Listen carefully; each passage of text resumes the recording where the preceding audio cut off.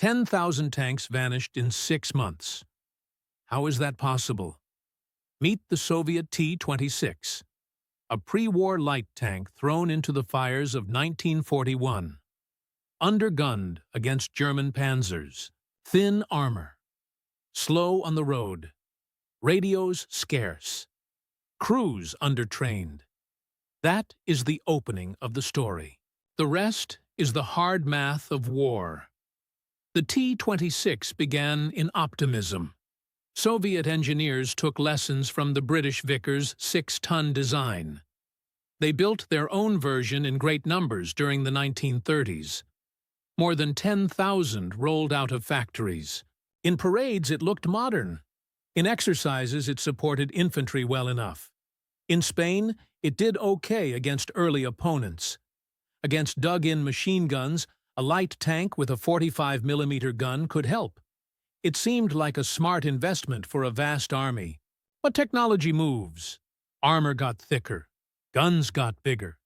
Radios became standard in modern units. The T-26 did not keep up. Its armor was thin, often under 2 centimeters on the sides. Its turret and hull were riveted. When struck, those rivets could shear and spray the crew with shards. The main gun was a 45mm weapon. Against infantry and soft targets, it worked. Against a Panzer III with better optics and crew training, it struggled.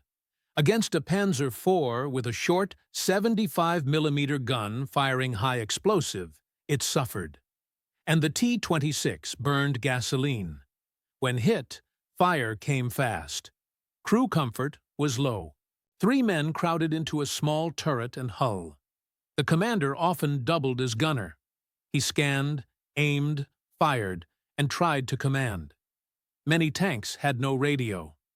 Flags and hand signals tried to replace clear words in a storm of dust and smoke.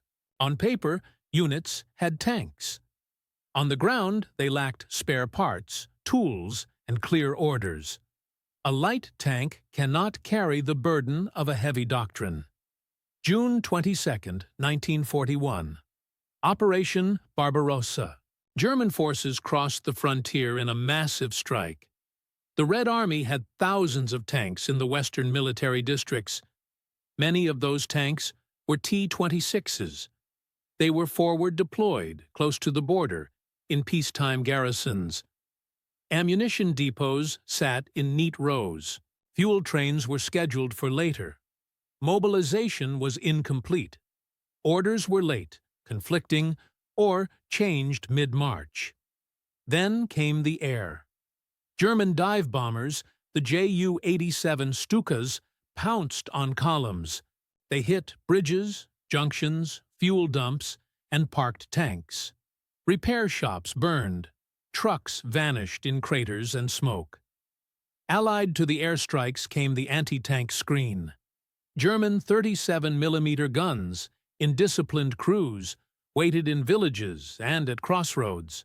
When a T-26 rolled in without infantry and artillery support, it became a target. When one stopped to return fire, the rest of the column bunched up. That is when the sky returned. Fuel shortages strangled movement. Logistics shattered. A light tank does not drink as much as a heavy one, but it still needs gasoline, oil, coolant, spares, tracks, and time. Headquarters fell back. Route markers disappeared. Engines overheated. Clutches burned. Many tanks were abandoned because a fuel truck never arrived. Others were scuttled to avoid capture. Crews knocked holes in engines. They pulled out breech blocks. They set fires and walked east. Columns turned into graveyards. At Minsk, fast German encirclement closed like a lid. Entire brigades dissolved. Command posts lost touch. Some tankers broke out by night. Many did not. At Smolensk and Uman, the pattern repeated. At Kiev, the largest pocket of that year took tens of thousands of prisoners. With them went tanks, guns, radios, and maps. On paper, formations still had strength. In forests and fields, Strength was rusting in place. The T-26 was never designed for a duel with a late-war Panzer. It was born to escort infantry and support attacks against soft targets. By 1941, it found itself facing combined arms warfare at high tempo.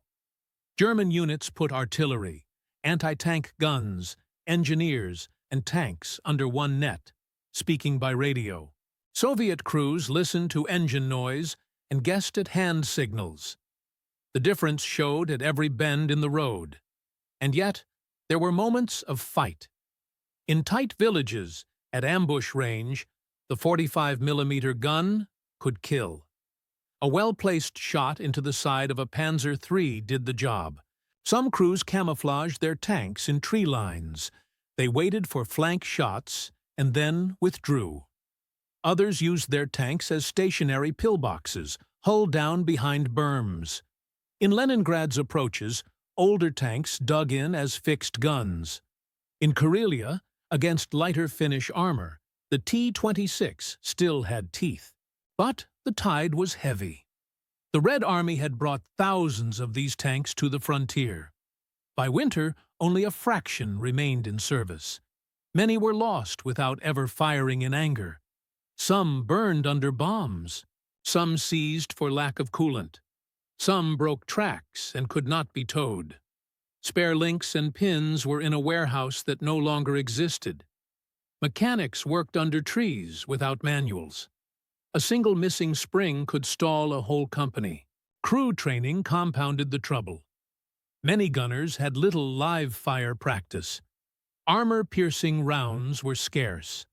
High explosive was common. Crews sometimes faced German tanks with the wrong shells in the racks.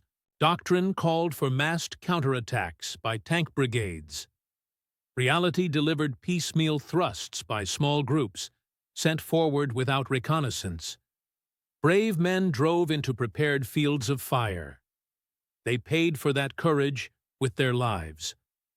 The T-26 had peculiar vulnerabilities. Riveted construction meant spalling under impact. Gasoline engines meant flames from even small hits. Thin side armor invited penetration from the flanks. Narrow tracks sank in soft ground. Top speed on roads was modest. Off-road, in summer dust or autumn mud, it was worse. Winter brought frozen oils and brittle rubber. Crews lit fires under crankcases to warm the engines. Sometimes the tank started. Sometimes it cracked. German forces recognized the type. They captured hundreds in repairable condition. They repainted them and used them for security and training. Some had their turrets removed and became tractors. Others were stripped for parts. The Finns captured and reused them as well. The Soviets did the same with anything they could move. In desperate times, any armored chassis was better than none. Variants existed. Flamethrower versions turned the tank into a close-range shock weapon. Engineer versions carried bridges or equipment. Those roles were dangerous, but sometimes useful in urban combat. The core problem remained: thin armor, low speed, weak communications. Against a force that could concentrate firepower and adjust quickly by radio, the T-26 could not keep pace. By late 1941, factories shifted to newer designs. The T-34 and the KV series were the future. They had sloped armor, better engines, and more growth potential. The older light tanks moved to training schools, rear security, and static defense. A few fought on in the north, where terrain and short ranges sometimes leveled the field. But the era of the interwar light tank was closing fast. So how do 10,000 tanks vanish? Not in a single battle, not through a single flaw. They vanish through a chain.